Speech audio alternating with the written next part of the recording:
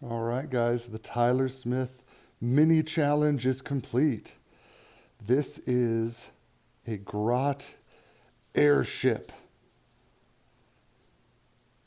and it is absolutely insane for two reasons. One, because it's an orky vehicle of just stupendously bizarre design, but also because, and this is where the challenge part comes in, community member Tyler Smith challenged me to make a vehicle without using any of my bits box.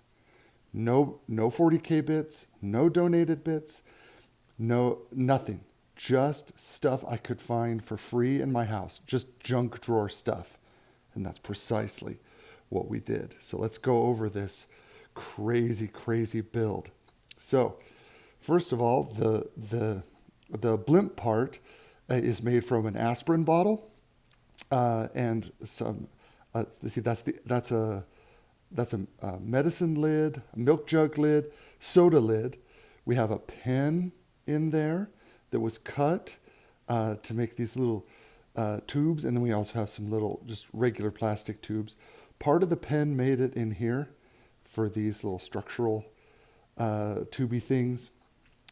Here in the back for the engine, we have a spool, and we have some popsicle sticks, which have been broken into making the turbo fan.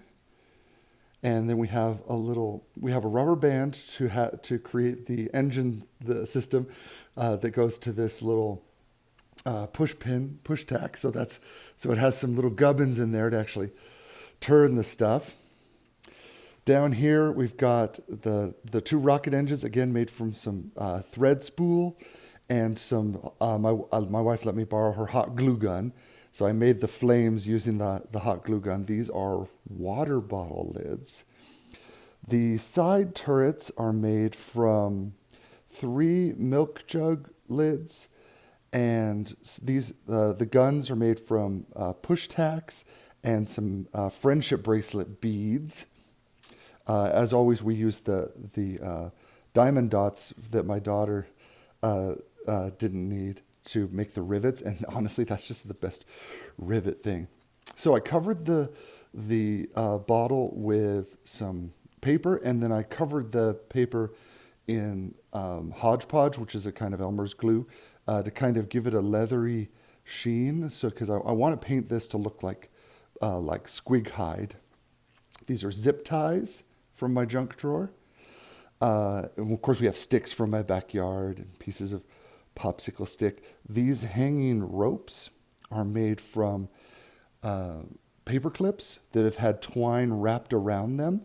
A couple of them are kind of dragging along the ground. My original plan was to actually have 4 or 5 of these dragging ropes be the support, but it ended up so heavy that I'm like, no, I need some. So I cut up this dowel, and and the dowels, I'm just going to have to paint them black. And you can see, it's hard to see, but I actually made some grading and some engine intakes for the little rocket engines. This little front turret is made by 2 soda lids and a water lid. This is part of the pen, a couple little pieces of plastic rod. These are dowels that I actually just carved into spear tusks. And then I was really proud of this. These are I'm using thumbtacks all over the place, right? These are actually the tack part that I pulled out, wrapped around the pen, and put a little twine there. So there's our little hand-to-hand combat weapon. You can kind of, swivel aside and stab and stuff like that. And so what are these tubes doing here? So I'm going to have this count as a custom Boosta Blasta, which has a big flamer on it. So what I was thinking is, let's have the gas in the dirigible be channeled here into the front. And so this is basically a flamethrower, right? That's using the squig gas from the balloon. And these are the little pilot lights. You know how it has the little, a flamer will have your little pilot light, and then the gas just comes out right there. So the Grots are using their own, but it's like we'll fill it with explosive hydrogen, and then we'll shoot the hydrogen out the front as a flamer. my gosh, I love that so much. And of course, we got tubes and we got little bits of zip tie and plasticard and all sorts of stuff. I spent a lot of time on this, wrapping the twine around to kind of create to kind of give it structure, but it also looks cool, and it's kind of a windmill kind of effect. As you can see, I intentionally just broke the popsicle sticks to give them that rough texture. And not only was it quicker than cutting them, I think it looks really cool, and it gives it a lot of visual interest there. I had trouble gluing the thread spool to the vitamin lid, because a lot of these bottles, the plastic is really, really smooth, and super glue doesn't like adhering to it. And so it kept popping off, especially because there's a little bit of tension coming from that rubber band. By the way, there's some rubber bands here as well. I really was just pulling whatever I could find out of my junk drawer.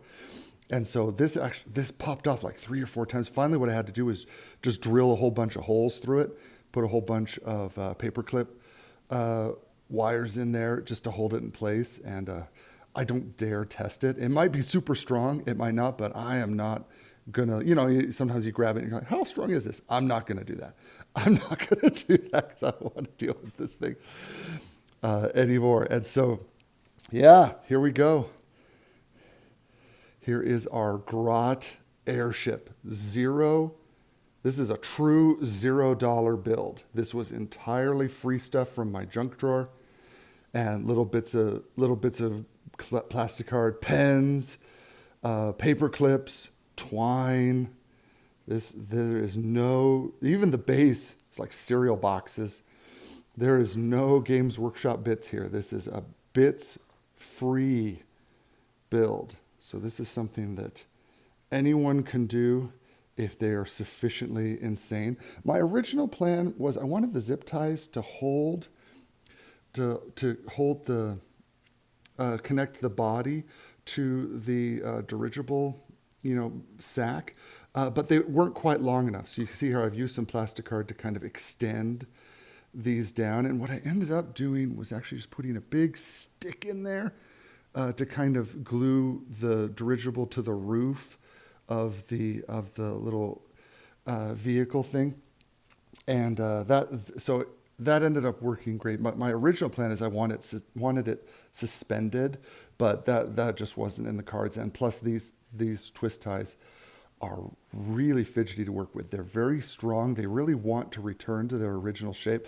I ended up having to wrap the bottle, and then before I glued it, I actually tied them in place and hooked them with some paper clips so that they would stay in place overnight, and then put the glue and let the glue kind of dry overnight, because they would just pop off and I couldn't get them to wrap around properly. So obviously zip ties are really, really not designed for this kind of miniature work. But the whole point of the challenge was to use free stuff that most anyone's going to have in their junk drawers. And so a lot of really fun stuff going on here. I think once we paint this up, it's going to look incredible.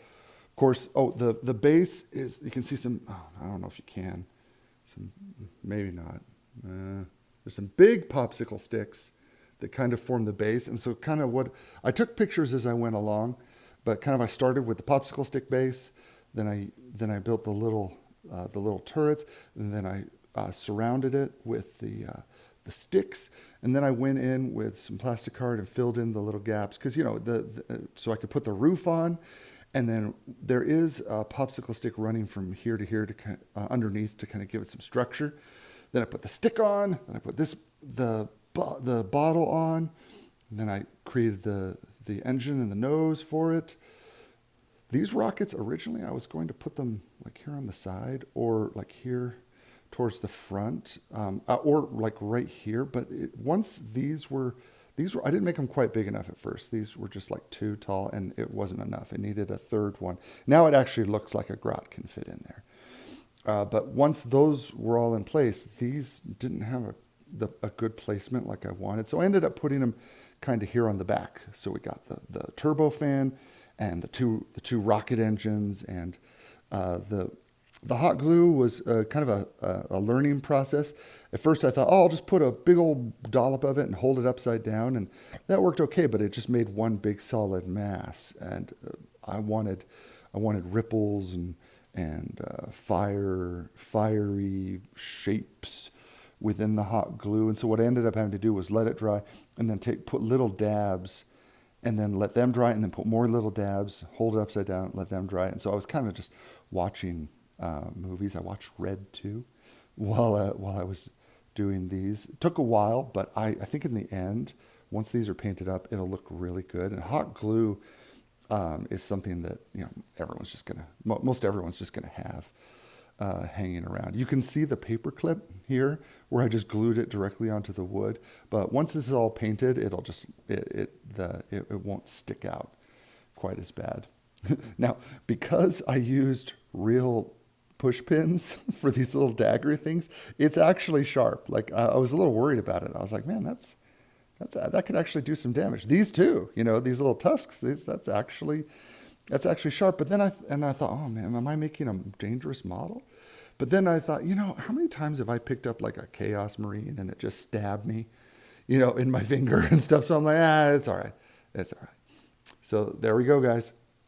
Here is our no-bit build for the Tyler Smith Challenge. This is a $0 build that anyone could make with junk from their junk drawer. And I am super proud of it. And I'm super happy with it. And I hope you guys are too. Talk to you later.